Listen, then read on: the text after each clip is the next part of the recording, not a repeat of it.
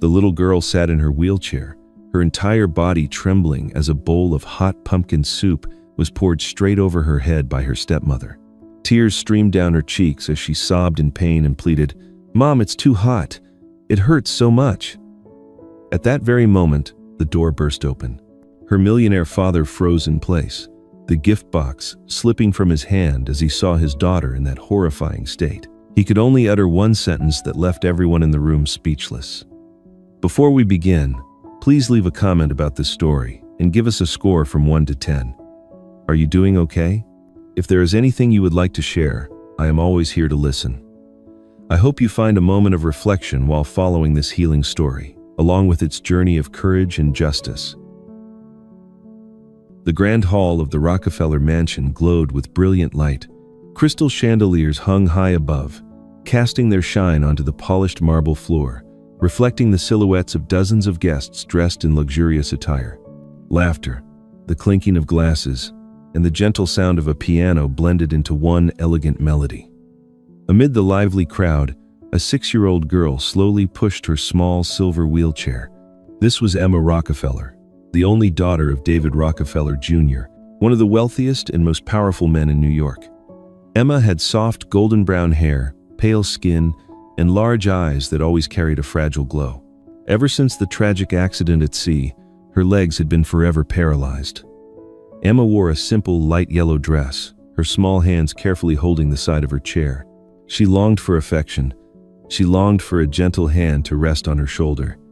Yet, since her mother had passed away, all she received was neglect and cruelty. The woman striding confidently across the main hall in a striking red gown, Hillary Clinton, David's second wife, had never considered Emma her daughter. In front of others, Hillary always appeared graceful and charming, her smile as sweet as honey. But only Emma knew that behind that smile burned anger and disdain. Tonight was Hillary's birthday party. Most of the guests were influential figures from the world of finance and politics, eager to win her favor. Among the crowd was Chelsea Clinton, Hillary's younger sister, dressed in a lavish purple gown, her eyes flicking toward Emma with mocking amusement. Walking beside Chelsea was her husband, Mark Mezvinsky, in a blue suit, his mouth never ceasing to release crude, sneering remarks. Emma tried to wheel herself toward the buffet table to get a glass of water. The dense crowd made maneuvering her small chair difficult. Suddenly, the right wheel caught on the long hem of a nearby guest's red gown. A tearing sound echoed. The glass of red wine in the man's hand tipped, spilling across the pristine white carpet and leaving a glaring crimson stain. The entire hall fell silent for a few seconds. Then, dozens of eyes turned at once toward the little girl. Emma froze, her small hands gripping the armrest tightly, her heart pounding in her chest. Hillary quickly stepped forward, her sweet smile still fixed for the crowd to see. She bent down, her voice just loud enough for those nearby to hear. "Darling, you're clumsy again." The words sounded tender, but her eyes blazed with fury, as if she wished to burn the child to ashes right there. Emma trembled and whispered, I'm sorry, I didn't mean to." Her tiny fingers clenched so hard against the chair that they turned white. She forced herself to look up at Hillary, silently begging for forgiveness, though deep down she knew it would never come. Hillary leaned closer, whispering so only Emma could hear, "You little curse, always humiliating me in front of everyone." Without another word, she turned back, picked up a steaming bowl of pumpkin soup from the banquet table, and suddenly flung it straight over Emma's head. The clatter of a metal spoon followed as it struck the floor. Hot soup spilled down the strands of her soft golden brown hair, soaking into the collar of her dress and dripping over her small shoulders. "Rockefeller spoils his new wife. Who would dare interfere?" Chelsea burst out laughing, pointing directly at Emma. "My God, this girl really is the curse of the Rockefeller family." Mark Mezvinsky added, "Looks like this family's about to face misfortune, keeping a crippled girl under their roof." The sound of mocking laughter mixed with Emma's quiet sniffling. She tried to wipe the soup streaming down her face with her trembling little hands, but it only smeared further, making everything worse. Hillary stood tall, her alluring smile intact, as if what she had just done was nothing more than discipline. Her eyes swept across the room, seeing no guest brave enough to object, and her expression grew even more triumphant. Emma bowed her head, her drenched hair plastered against her cheeks, tears dripping nonstop. She dared not look at anyone, only whispered in a broken voice, "Please, don't hate me anymore. I'll be good." At that moment, the front door slammed open, the noise echoing across the hall. Everyone turned their heads. A tall man stepped inside, holding a small gift box neatly wrapped in silver paper. His face was stern, carrying the confidence of a successful businessman. It was David Rockefeller Jr., master of the mansion, who had returned early from his trip to surprise his second wife.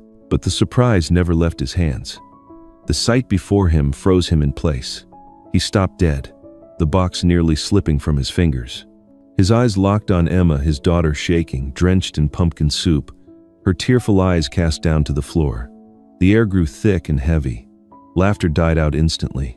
Hillary flinched for a second, then quickly recovered, masking herself with a sweet smile as she stepped forward to explain.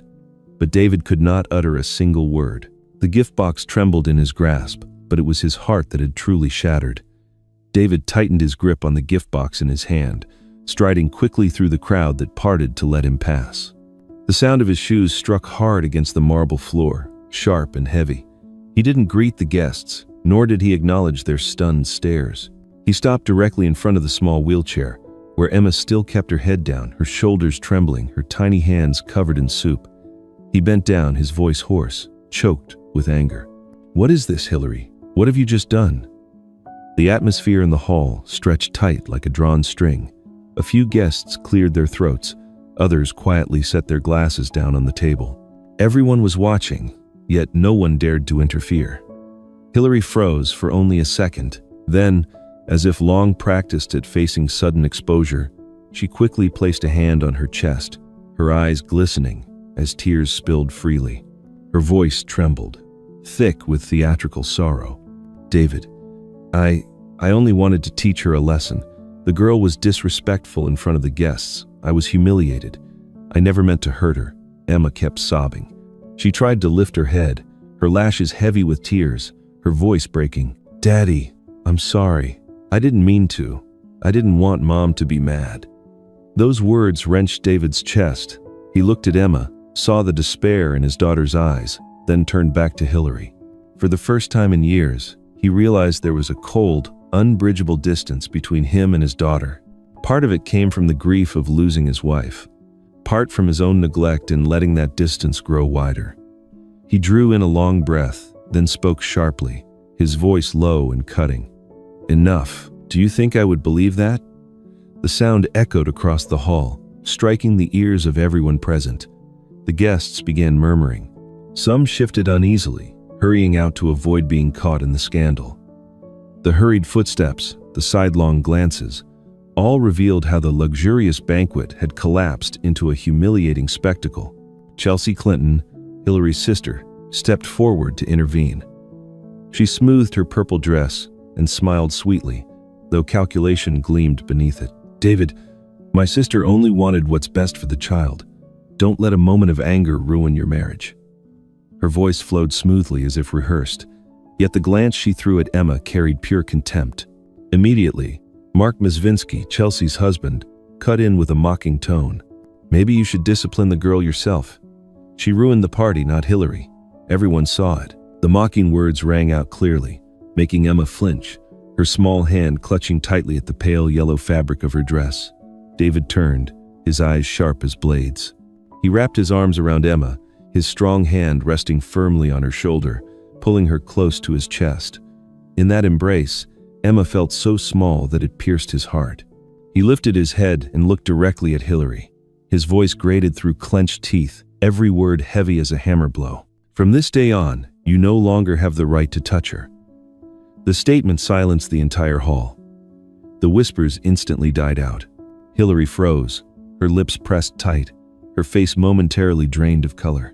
But just seconds later, she lowered her head and brushed away tears with the corner of a tissue.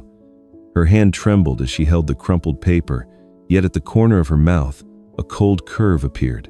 She whispered, softly enough that only Chelsea could hear, "You will pay for this." In that instant, Emma lifted her head again. Her eyes met Hillary's, and she knew the nightmare was far from over. David walked quickly down the long hallway, the gift box still clutched tightly in his hand, now nothing more than a meaningless object. The bedroom door creaked softly as it opened. He bent down, gently lifting his daughter from the wheelchair onto the bed, wrapping her in the soft quilt. Emma trembled, her golden brown hair damp and sticky, still carrying the faint smell of pumpkin soup.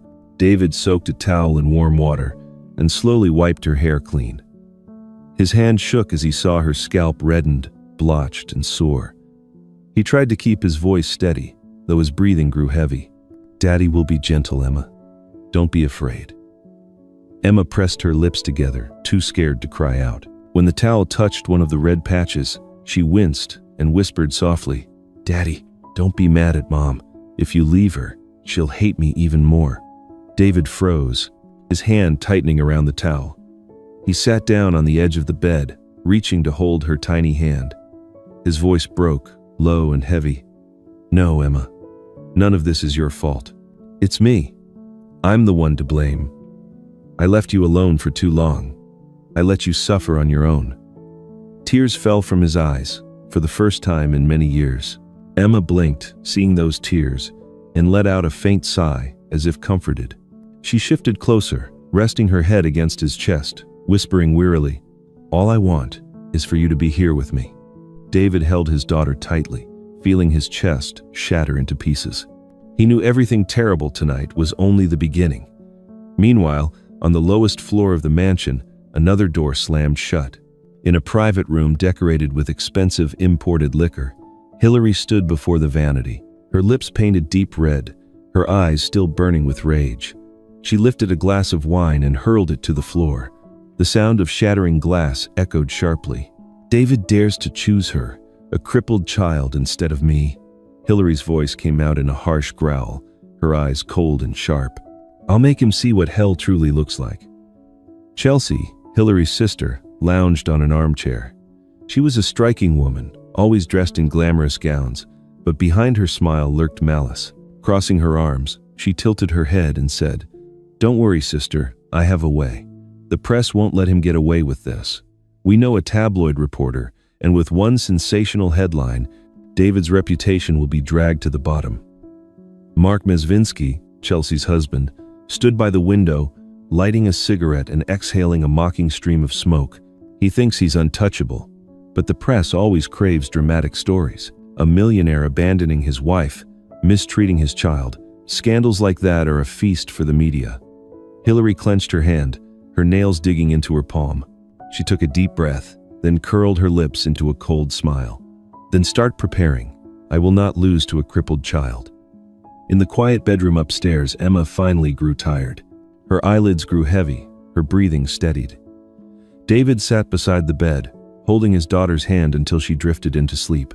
He stood up softly and walked to the desk near the window, opening the old leather notebook. Inside were still the handwritten words of his late wife, Michelle, the woman who had sacrificed her life to save Emma. He caressed the pages gently, a wave of aching regret rising within him. He whispered as if speaking to the wife he had lost, "Michelle, I let our daughter suffer for too long. I promise, from now on, no one will ever be allowed to hurt her again." The night was late. A breeze drifted in from the garden through the crack in the door, carrying with it the faint scent of jasmine.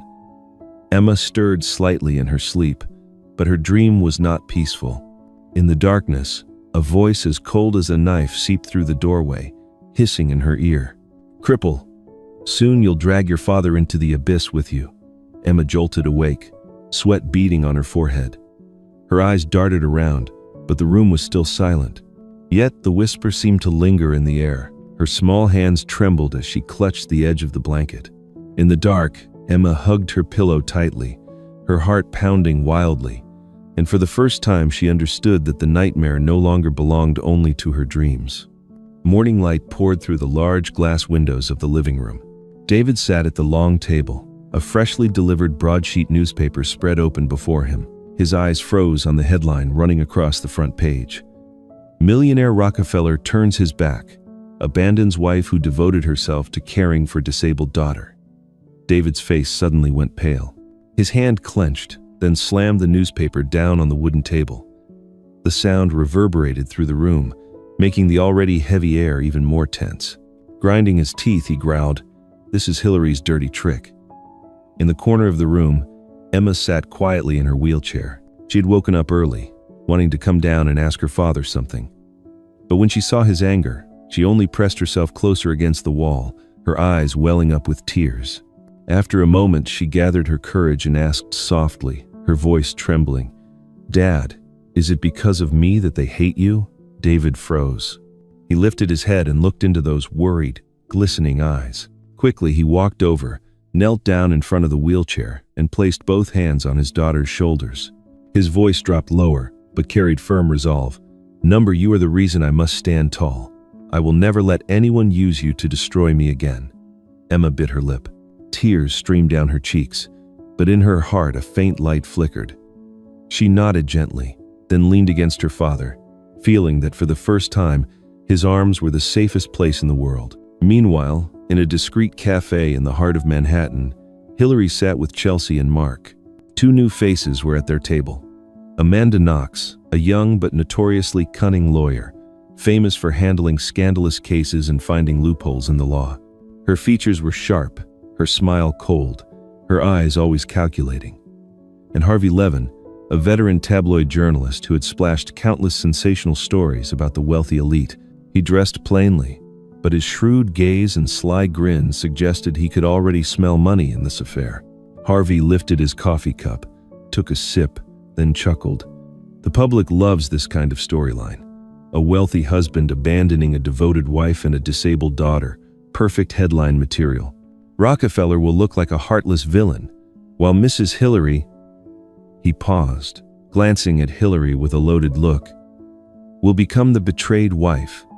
A pitiful victim. The press always needs someone like that. Chelsea laughed mockingly as she tucked a strand of hair behind her ear. David is so naive. He has no idea the media is more dangerous than politics itself. Amanda interjected, her tone firm. My part is to handle the legal angle. If necessary, I'll fabricate evidence, create false testimonies. All I need to do is emphasize that Emma is disabled, and people will believe David neglected his daughter. That alone is enough. Hillary leaned back, a faint smile curving her lips. She inhaled deeply, then murmured, as if promising herself, he chose her over me. Fine. Let's see how long he can hold on to that throne of power. Mark, with his usual mocking tone, waved a hand. Relax. All of New York will turn against Rockefeller. An empire can collapse from a single article. Back at the Rockefeller mansion, David sat silently beside Emma. The anger burning inside him had not subsided, but he knew he could not act rashly. He needed proof. He needed a way to protect both his daughter and his honor. The door opened softly. Patricia Harris, his longtime assistant, stepped inside. She was in her 40s, neatly dressed, her face stern yet her eyes sincere. Patricia had always been the one working quietly behind the scenes, loyal and cautious. She placed a thick file on the table. Her voice was low and firm. Boss, I have been watching her for a long time. This is what can save both you and Emma. David looked up, his eyes tense. What did you find? Patricia did not answer immediately. She simply pushed the file toward him, then slowly said, Inside are names you would never expect. If you decide to open it, everything will change. There will be no turning back. David stared at the cover of the file. His heart pounded. His hand trembled slightly as he reached out to open it. David opened the file Patricia had placed on the table. The very first page blurred his vision. The words were clear. Craig Robinson. His hand trembled slightly. Craig, the brother of Michelle, his late ex-wife, a man David had rarely seen because of the family distance after the funeral. He had never imagined Craig would appear in this file. Patricia lowered her voice. You should meet him. Craig has witnessed more than you think. David did not hesitate. That afternoon, in the quiet living room, Craig Robinson walked in. He was a middle-aged man, tall and thin, with a weathered face. Time had carved lines into that face, his deep eyes carrying the sorrow of losing his sister, and something else, a fury that had been suppressed for far too long. Craig sat down, staring directly at David. His voice was hoarse, slow. "I stayed silent because I thought you would protect Emma. But today, when I saw that article, I couldn't bear it anymore. David, it's time for you to protect your daughter." David said nothing. Craig went on, his voice breaking more with every word. "I visited many times. I saw Hillary push Emma's wheelchair into the corner. I heard her humiliate the child. She called her a burden, a motherless brat, a curse that brings misfortune. Every time, Emma just endured it quietly. She never dared to tell you." David lowered his head. Craig's words pierced straight into his heart like blades. He murmured, almost speaking to himself, "Where was I when all of that happened?" From the staircase, Emma watched, catching fragments of the conversation. Her small eyes filled with tears, but this time she did not cry out loud. She only bit her lip until it bled, her hand gripping the armrest of her wheelchair, struggling to hold back the sobs. The next day, David went to Emma's elementary school. There, he met Jane Goodall, Emma's art teacher. Jane was a woman in her 30s, with a gentle face and steady eyes. On her desk lay a stack of drawings Emma had made in class. Jane carefully handed David each one. A locked house, a tiny girl standing behind bars, darkness covering everything. Another drawing showed the girl sitting in a wheelchair, a dark, shadowy figure looming behind her. Jane looked straight at David, her voice steady and deliberate. "Do you realize that in all of these drawings, Emma has never once drawn her stepmother with a smile?" David froze, his hand trembling as he touched the sheet still smeared with crayon. He lifted his eyes to Jane, his voice breaking. "What kind of father have I been to let my daughter live in hell inside her own home?" Jane gently placed her hand on the table, her tone soft but firm. "You still have a chance, but if you wait even one more day, Emma will stop believing in anyone." By late afternoon, Patricia returned with another witness. He was an elderly man who had lived for years in the same Upper East Side neighborhood, a longtime neighbor of the Rockefeller family. In his hand, he clutched a small USB drive. His face was tense, his voice unsteady. "I've held on to this for months. I thought no one would believe an old man like me. But now, seeing everything explode in the papers, I can't stay silent anymore." David opened the USB. On the screen appeared Hillary's face, twisted with anger. In the video, she shoved Emma's wheelchair down the front steps of the house. Emma's scream echoed. Then the image showed the little girl tumbling onto the brick floor, her hands clawing helplessly for support. David stood paralyzed, his fists tightening until his knuckles turned white. His face contorted with pain, his eyes burning red. From across the room, Emma caught sight of the video and burst into sobs, burying her face in Patricia's arms. The air in the room grew heavy. The neighbor set the USB on the table, his voice firm. "Mr. Rockefeller, you have to use this. That little girl can't take any more." That night, the lights of a major newspaper's editorial office glowed brightly. Patricia walked in, placed the USB on the editor's desk, and met his eyes with unwavering determination. "It's time for the mask to come off." Meanwhile, somewhere else, Hillary picked up the phone and dialed Harvey directly. Her voice was cold as steel.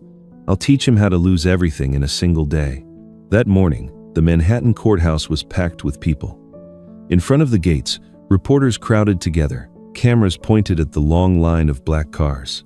The sound of loudspeakers and the chatter of onlookers echoed in the sweltering summer air. The Rockefeller trial had become the center of attention for the entire city.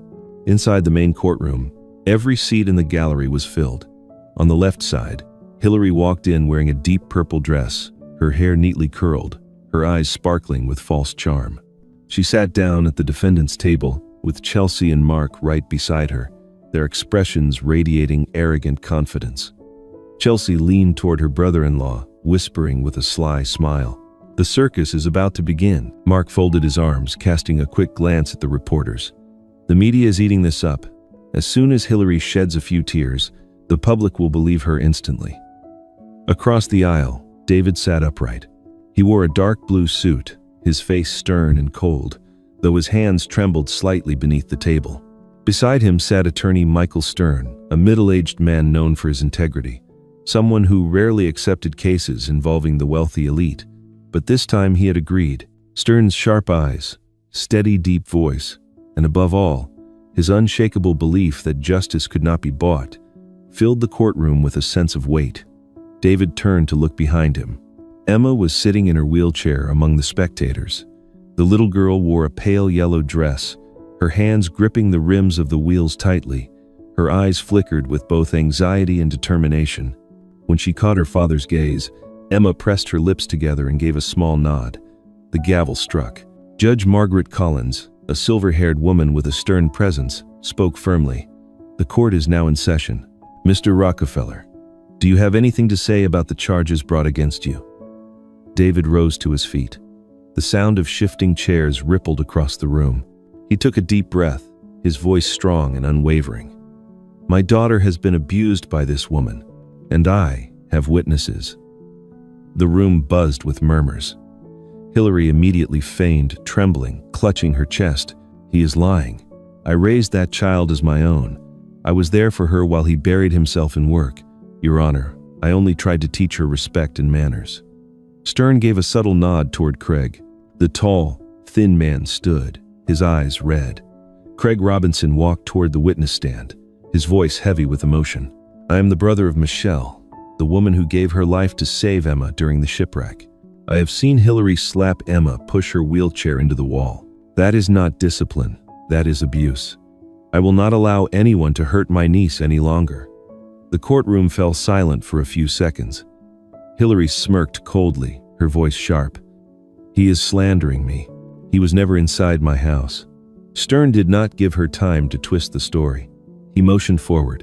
Jane Goodall, Emma's art teacher, stepped up, carrying a folder of drawings. She laid the pictures out on the judge's desk. "These are what Emma drew in my class." Jane's voice was gentle yet firm. A house locked shut, a shadow looming over a small girl. In every drawing, not once did she paint her stepmother with a smile. "Your Honor, this is the heart of a child trapped in fear." David sat down, his eyes fixed on each painting. His heart tightened. He whispered, just enough for Stern to hear, "I have been such a terrible father, letting my daughter live in hell inside her own home." Across the room, Hillary burst into tears, forcing her shoulders to tremble, her tears falling right on cue. She choked out, "That's just a child's imagination. I love her, I raised her, but she makes up stories to tear her parents apart. You don't understand." Judge Collins struck the gavel, demanding order. Then she leaned forward, looking at Stern. "Call the next witness." The atmosphere grew heavy. Stern turned, giving Emma a gentle nod. A murmur spread through the courtroom when they saw the little girl slowly wheel herself toward the stand. Emma trembled, her hands gripping the wheels tightly, her breath coming in short bursts. But when she faced the judge, she lifted her eyes. Her voice was small but clear, every word landing like a weight. "She called me a comet. I just wanted my stepmother to love me." A wave of silence swept across the courtroom. The reporters stopped typing. The audience stared without blinking. Hillary's face turned pale, her eyes flashing with panic. Chelsea quickly grabbed her sister's hand and whispered, "Stay calm. Don't let it show." Judge Collins looked at David, then said sternly, "Bring out the photographic evidence immediately." Stern nodded. Patricia rose from the public seats, walked forward, and held a small USB drive in her hand. She placed it into the court officer's palm. The drive was plugged into the large screen. A green light flickered on, frame by frame prepared to appear, and the truth was about to be laid bare. The large screen at the front of the courtroom lit up. Every eye turned toward it. A faint screeching sound echoed. Then the image came into focus. A stone staircase in front of the Rockefeller mansion. Emma sat in a wheelchair, her head lowered. Hillary appeared, her face burning with rage. Then, the image was too clear to deny. Both her hands shoved forward with force, the wheelchair lurched, and Emma was hurled down the steps. Emma's piercing scream echoed through the courtroom, leaving the room frozen. Then came the child sobbing, trembling and raw, ripping apart the silence. The public gasped in unison. From the back rows, a few voices burst out. unable to contain themselves. "Oh my God, that's cruel. A disabled child, and she still did that." A young journalist with messy hair, seated in the front row, lowered his face to his laptop, fingers flying across the keyboard. On his screen, the headline began to take shape in bold letters. "The evil stepmother unmasked. Rockefeller will not stay silent." Hillary shot to her feet, eyes bulging, her voice a shrill scream. "Lies! All edited. You people are conspiring to destroy me." Chelsea clutched her sister's hand, her face rigid. She tried to speak, but her voice shook uncontrollably. "My sister. She was only trying to discipline her. The child was insolent. She needed to be corrected." Her words dissolved into the rising storm of angry whispers. Mark was different. He lowered his head, fingers interlocked tightly, sweat dripping across his forehead. When he dared to glance at the screen, he shuddered. The mocking tone he always carried was gone, replaced by a fear that lodged in his throat. David's hand closed firmly over Emma's. He leaned down, his voice hoarse but steady.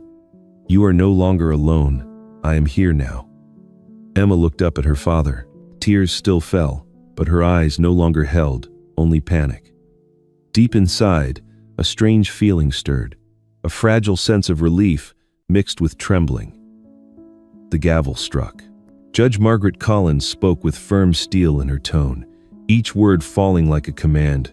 "Enough. Based on the video evidence and witness testimony, I order Hillary Clinton, Chelsea Clinton, and Mark Mazvinsky to be held in custody pending further trial on charges of child abuse, defamation, and media fabrication."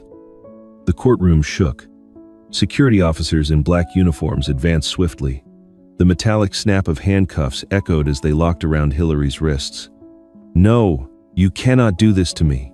I am the victim," Hillary screamed, thrashing wildly. But no one believed her anymore. Chelsea dropped her head, her eyes bloodshot. Mark stammered, We'll find another way, won't we?" But no one answered. The clatter of handcuffs resounded again, footsteps striking against the marble floor as the defendants were led away. Emma watched. For the first time, her eyes no longer showed pure fear. Instead, there was the faintest flicker of release, as though the suffocating darkness inside her heart had cracked open to reveal a narrow ray of light. David sat beside his daughter, his chest heavy yet his heartbeat easing. He knew this was not the end, but at the very least, the mask had been torn away in front of the public. Still, when Emma lowered her head, her fingers clutching at the hem of her dress, she silently wondered, will the fear inside me truly disappear, or will it always remain, waiting for the darkness to return? The door to the private room closed behind them, and the noise from the courthouse hallway faded. David pulled a chair close to the small sofa and gently dabbed Emma's face with a tissue. Her hair, damp from tears, clung to her temples, and he carefully brushed each strand back, moving slowly as if afraid of hurting her. He drew in a deep breath to steady his trembling voice, then spoke clearly, though hoarsely. "I'm sorry. I should have been here a long time ago." Emma stared at her father's shoes, then at the trembling hand smoothing her hair. She swallowed, trying to keep her voice steady, but it faltered. "Are you going to leave me again?" David pressed her small hand against his chest so she could feel his heartbeat. Leaning closer, he wrapped her in his arms. "Never. You are the most precious thing I have. No matter what happens, I will always be here." The door opened again. A young woman in a dark suit entered, wearing a badge that read, "Victim Advocate." She introduced herself briefly. "My name is Maya Lewis. I'm the court's victim advocate. I can arrange initial psychological support for her, as well as provide a hotline if needed." David thanked her, asked for the materials, then signaled that he wanted time alone with his daughter. Maya understood, left a folder of brochures, and slipped quietly out. Emma rubbed her eyes, her voice growing small. "I'm afraid I'll have bad dreams tonight." David nodded. "If you get scared, we'll make a call, or I'll read to you until you fall asleep." In the days that followed, David learned to be a father as if he were relearning a forgotten language. He woke earlier than his alarm, toasted bread himself, set out peanut butter and strawberry jam on the table, and asked which one his daughter preferred. Emma looked at the plate for a moment, then spoke softly.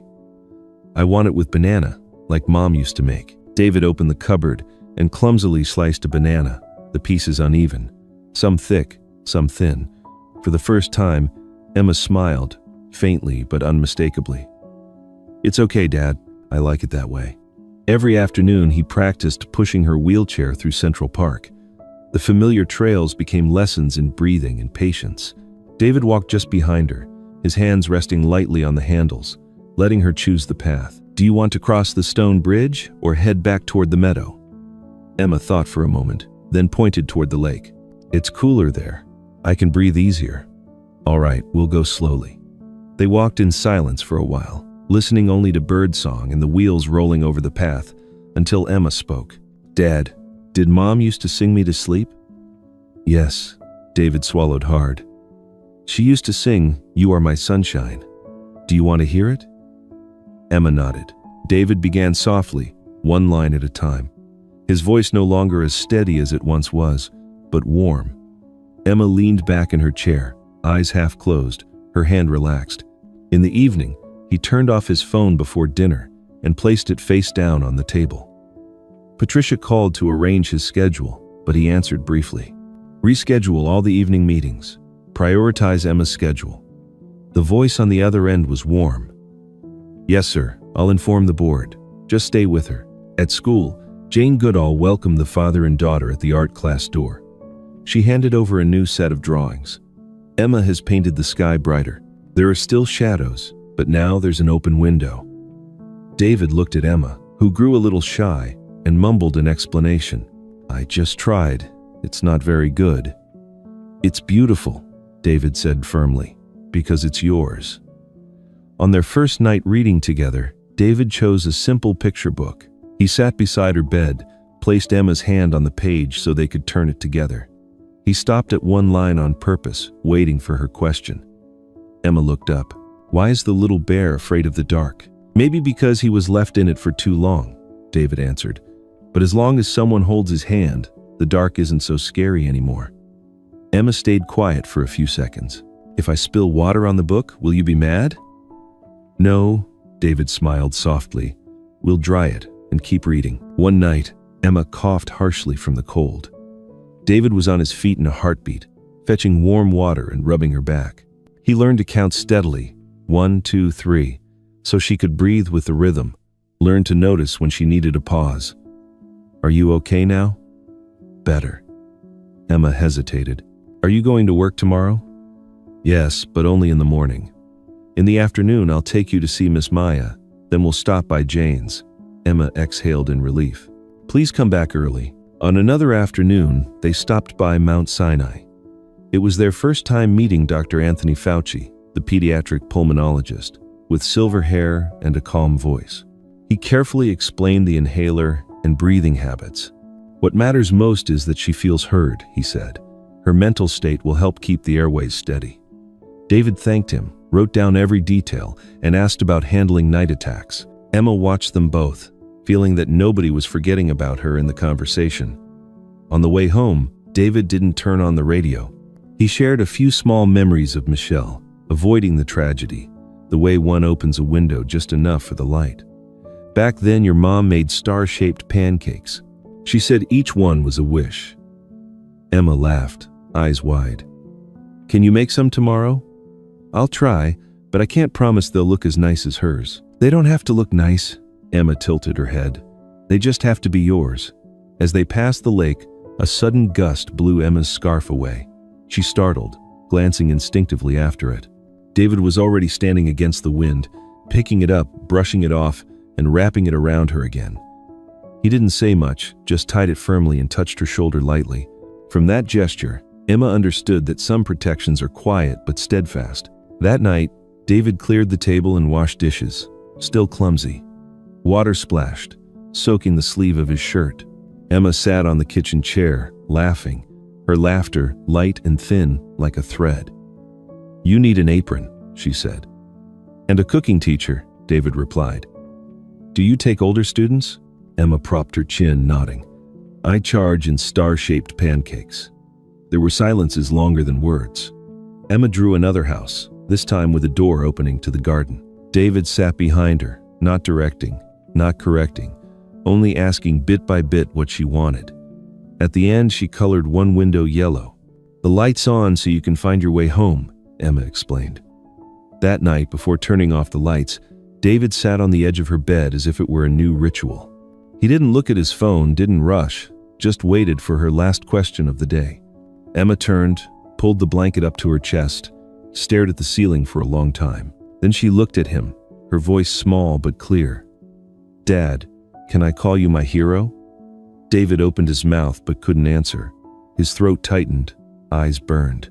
He only nodded firmly, then bent down, pressed his hand to her forehead, and kept it there like a promise without words. David broke into tears, but he knew it was the first step of Emma opening her heart. David quickly wiped away the tears still clinging to the corner of his eye, then pulled a chair close to the edge of the bed. He adjusted Emma's blanket, dimmed the light, and lowered his voice as if afraid of breaking something fragile. "If you want, I'll tell you about your mother, about that day." Emma gave the faintest nod. Her small hand searched for her father's and held it tightly. David drew a long breath, trying to keep his breathing steady, then began with only what was necessary. "That day, the sea didn't storm right away," he said, his eyes distant as if traveling back through memory. "But the waves grew higher and higher. People were pushing each other to grab life jackets. I was fumbling, my hands shaking so badly I couldn't unfasten a buckle. Your mother was strangely calm. She put a hat on you, wrapped a scarf, whispered something in your ear that I couldn't hear because of the howling wind." Emma pressed her lips together, her hand tightening slightly. David paused for a beat, then went on. "There was only one life jacket left. I tried to grab it for you, but before I could fasten it, the ship tilted hard. I panicked, stumbling like a man who'd lost his bearings. Your mother held you, gave me one long, deep look, then finished fastening the jacket for you. She placed you into my arms and said slowly enough for me to understand, 'Live for me.'" Emma's hand trembled. She choked out a question, her voice breaking. And then what happened, Dad?" "I held you, fell hard against the side of the ship. Your mother slipped on the wet deck, but still pushed me from behind so the two of us would reach the rescue boat. She didn't say another word. She only looked at you and me, as if giving her final instruction. That look, even now, I still see it like a lighthouse cutting through the night storm." The room was silent. Suddenly, Emma burst into tears, burying her face against her father's chest. At first her sobs were restrained, then they broke free, raw and uncontainable. She clung to him, her words stumbling but clear. "I'm not a curse. I'm the gift Mom left behind." David trembled as he bent down and kissed his daughter's hair. He pressed his cheek against her forehead, his voice hoarse with tears. "That's right. You are the light of your mother and of me." Emma slowly began to calm. Her breathing steadied, though her shoulders still quivered. David kept his arms around her, not rushing to let go. He knew at this moment what mattered most was simply being there, not advice or grand promises. A soft knock came at the door. David looked up. Patricia Harris stood at the threshold, her dark coat still dusted with rain, a court-stamped envelope in her hand. She spoke just loud enough to be heard. "Sorry to disturb, sir. The court will issue the official verdict tomorrow morning. This is the notice with the schedule and entry procedure." David nodded in thanks, not lifting his hand from his daughter's shoulder. He signaled with his eyes, and Patricia understood. She set the envelope on the table by the lamp, lowering her voice. "I'll bring the car early tomorrow. Emma can enter through the back way. Avoid the press cameras." "Thank you," David replied. "Tonight, let us have our peace." The door closed softly. Emma lifted her face, her eyes still wet. David gripped her hand firmly, his voice deliberate, each word falling like a vow carefully weighed. "No matter what the outcome is, I will protect you." "Are you afraid, Dad?" Emma asked softly. "Of course I am," David smiled, half sad, half warm. "But being afraid doesn't mean backing down. Tomorrow morning, we go together. All you need to do is hold my hand." Emma gave a small smile through her tears, like sunlight breaking after the rain. She pulled the blanket up to her chest, her eyes fixed on her father's hand resting at the edge of the bed. "Then I can sleep now," she whispered. The lighthouse is right here." David dimmed the lights, leaving only a faint glow on the bedside table. He stayed there for a long time, listening to her breathing steady, then finally stood up and picked up the envelope. He opened it, scanning quickly through the notices, checking the times, the seat numbers, the security rules. Everything was clear, even the list of reporters who had been issued press passes. David folded the papers, slipped them into the drawer, and turned the key gently, as though locking away a worry. The hallway outside was quiet, only the hum of the air conditioning in the background. David opened the door to call Patricia back for final instructions about the morning. He froze at the threshold. At the far end of the corridor, a man was crouched down, pretending to tie his shoe, but leaning toward them for far too long. When he finally looked up, he hurried to hide a small camera behind his back, then offered an innocent smile. David knew that smile. Riley Grant, a freelance paparazzo, often working with tabloid papers, wiry and quick as a cat, famous for showing up exactly where he shouldn't. He waved, his voice dripping with false charm.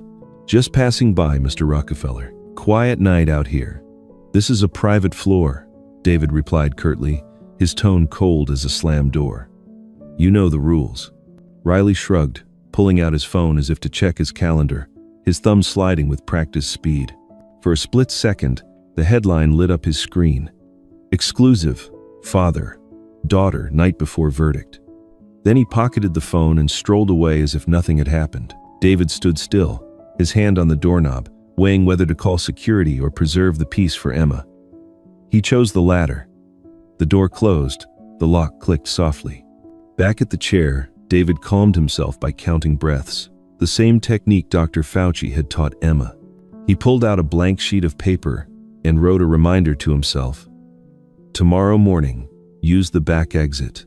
Keep Emma within reach. Look at her, not the cameras." He folded the note and slipped it into his pocket like a small compass, then leaned down for one last look. Emma was sleeping soundly, a faint smile still touching her lips. "The lighthouse," he whispered, "isn't out at sea. It's right here in my hands." The light dimmed. The city outside still glowed, horns still blared, the press still spun around breaking news. Inside the small room, father and daughter lay in a rare silence, as if standing on the edge of the shore after a storm. And somewhere down the hall, Riley had already sent off the first photo, along with a note to his editor. "Could sell by morning. Family before verdict." The battle for justice was nearly over, but Emma's fight for faith had only just begun. Early in the morning, David put a coat on Emma and pushed her wheelchair down the quiet hallway. Patricia walked ahead to open the back door, softly reminding her to breathe steadily, just as the doctor had instructed. Emma nodded, tightened her grip on the armrest, and kept her eyes straight ahead. They passed through the garage, took the service elevator, and avoided the row of cameras waiting out front. Inside the courtroom, Judge Margaret Collins was already seated high on the bench, her expression calm. Court clerk Miss Rivera checked the list and tapped lightly on her notebook. Security officers escorted the defendants in, the clink of handcuffs, muffled but firm. Hillary held her chin high, though her eyes darted nervously. Chelsea tried to look composed. Mark stood slightly behind, his shoulders hunched. David placed his hand on Emma's shoulder, signaling he was right there. She drew a deep breath and gave a small nod. Craig sat in the witness section, his hands clasped together. Jane sat beside him, cradling Emma's sketch portfolio as if it were something fragile. The gavel struck 3 times. The judge's voice was low and firm, with not a single wasted word. After reviewing the photographic evidence, the witness testimonies, and the arguments presented, the court rules as follows. Hillary Clinton is found guilty of child abuse, defamation, and conspiracy to fabricate information. Chelsea Clinton and Mark Mazvinsky are found complicit in defamation and in concealing evidence. All individuals tied to the smear campaign will be held accountable under the law. Each is sentenced to multiple years in prison, along with a no-contact order with the victim. A murmur rose and quickly died down. Nora Price, a journalist from a mainstream newspaper, typed a headline on her laptop right there in the courtroom. Justice for the Rockefeller girl.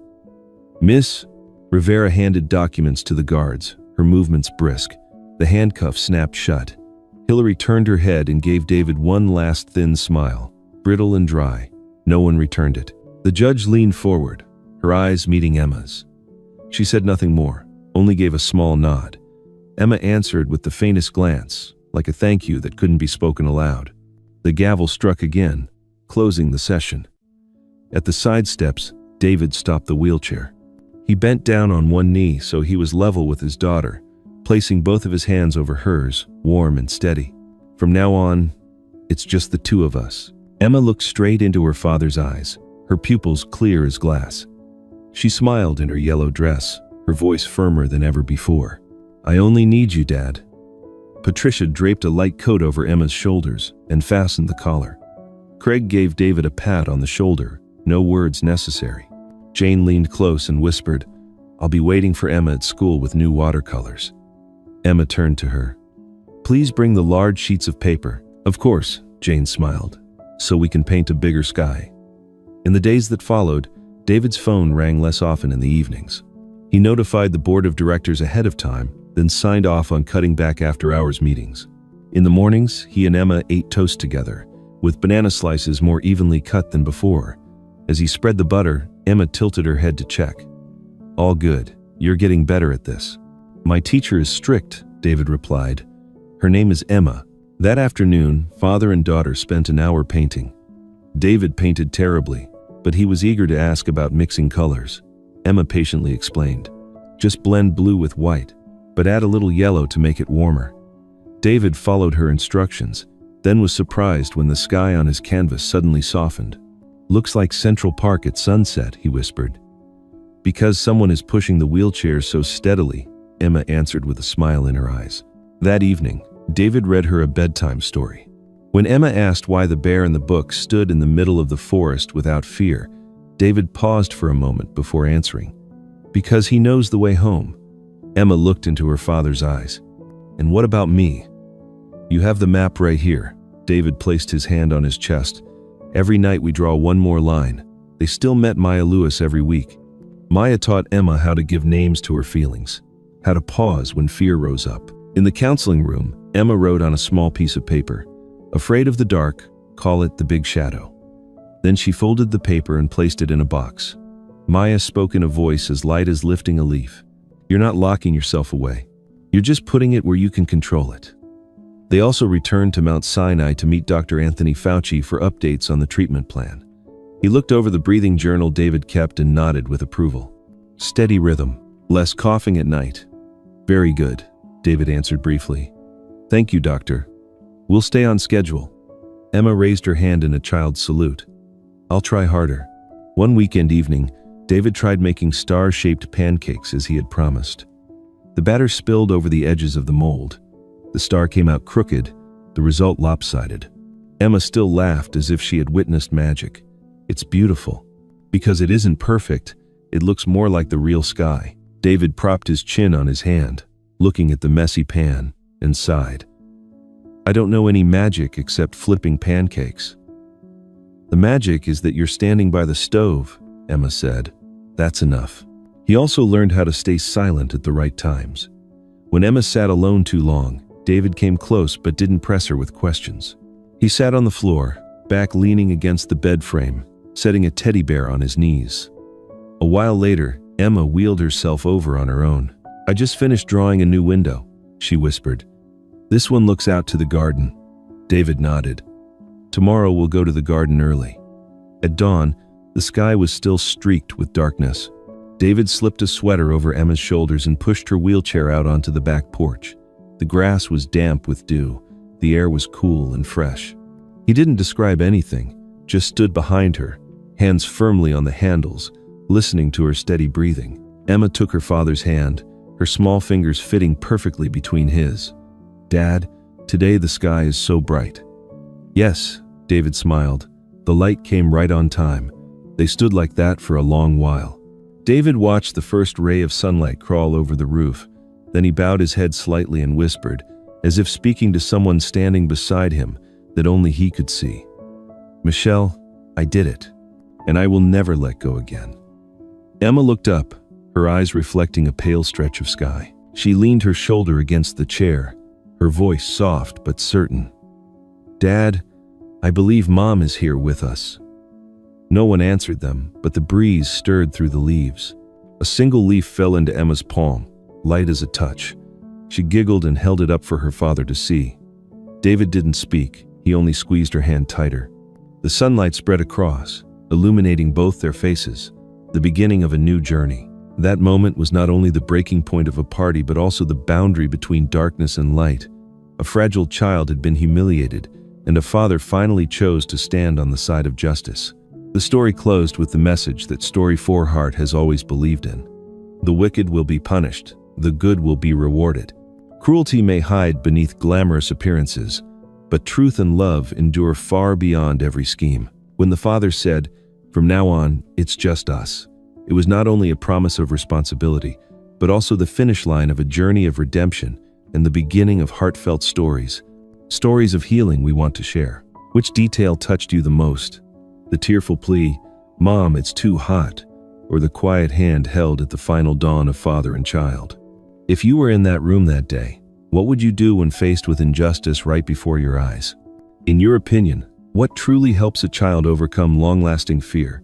The punishment of the law, or the steady presence of love every single day?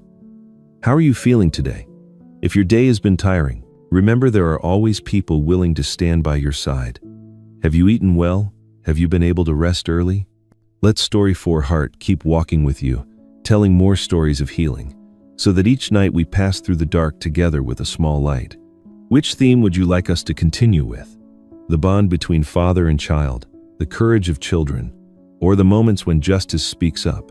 Share your thoughts in the comments. Thank you for being here with us, keeping hearts warm through heartfelt stories, stories that truly move the soul.